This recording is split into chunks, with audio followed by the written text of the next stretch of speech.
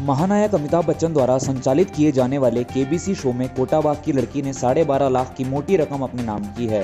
जिला नैनीताल के कोटाबाग के पांडे गांव की रहने वाली रुचिका ने यह बड़ी धनराशि जीतने के बाद सारी सफलता का श्रेय अपने परिजनों को दिया है।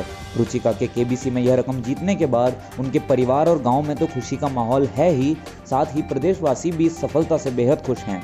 रुचिका का कहना है कि वे इस धनराशि से कोटाबाग क्षेत्र के गरीब बच्चों को पढ़ाएंगी।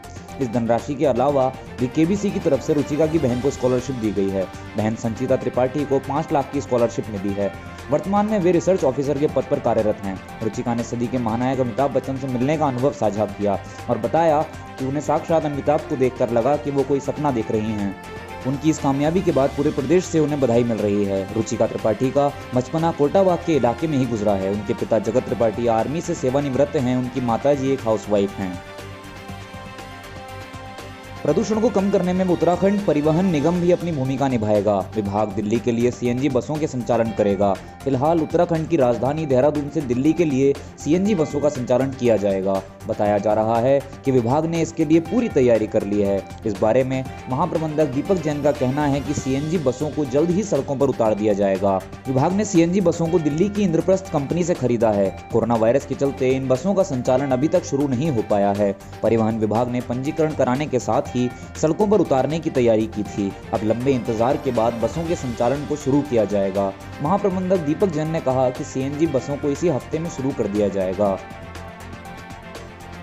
सैलानियों की आवाजाही और साहसिक खेलों के प्रचार प्रसार हेतु उत्तराखंड पर्यटन विकास परिषद और नैनीताल जिला प्रशासन ने विंटर कार्निवाल की तैयारियां शुरू कर दी हैं। जानकारी के अनुसार यह भव्य आयोजन 26 दिसंबर से शुरू होकर 30 दिसंबर तक चलेगा। मुख्य तौर पर उत्तराखंड में शीतकालीन पर्यटन को बढ़ावा देने के लिए विंटर कार्निवाल आयोजन नैनीताल, भीमताल, कोटाबाग, सातताल और पनगोट समेत कई स्थानों पर आयोजित किया जाएगा। जानकारी के अनुसार यह कार्यक्रम 5 दिन तक चलेगा, जिसमें कई तरह की खेल से जुड़ी प्रतिस्पर्धाएं शामिल रहेंगी।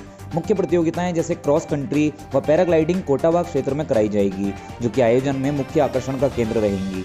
इसके अलावा विंटर कार्निवल में हॉट एयर बैलून की सवारी, paramotoring, MTB rally, ATB rally, heritage walk एवं village tour, tailoring, trekking, zip line, rock climbing, rappelling, zorbing, flower show का आयोजन भी शामिल रहेगा। साथ ही साथ इस विंटर फेस्टिवल में बर्ड वॉचिंग को भी खासा तरजीह दी जाएगी। इस साल पनगोट और सातताल में बर्ड वॉचिंग कार्यशाला आयोजित की जाएगी। इसके अलावा भीमताल में क्योकिंग, वॉल पेंटिंग और बोट रेस, नैनीताल में एस्ट्रो फोटोग्राफी, नाव की सजावट और हाफ मैराथन का आयोजन होगा। हल्द्वानी और आसपास के लोगों के लिए सरकार की तरफ से एक तोहफे का बंदोबस्त हो गया है। दरअसल शहर में एक और सरकारी अस्पताल खुलने जा रहा है। हल्द्वानी के मोतीनगर इलाके में स्वास्थ्य विभाग से तकरीबन 20 एकड़ जमीन पड़ी थी, जिस पर सरकार 200 बेड का हॉस्पिटल बनाने जा रही है। स्वास्थ्य विभाग द्वारा मिली जानकारी के अनुसार प्रस्ताव को अंतिम सहमति मिल चुकी है, जिसके बाद हॉस्पिटल के नए भवन के लिए डीपीआर भी तैयार कर लिया गया है। इसके अलावा सरकारी स्तर पर कार्यदायी संस्था भी फाइनल कर दी गई है। बता दें कि इस अस्पताल के निर्माण के लिए भारत सरकार ने 30 करोड़ रुपयों का बजट जारी किया है।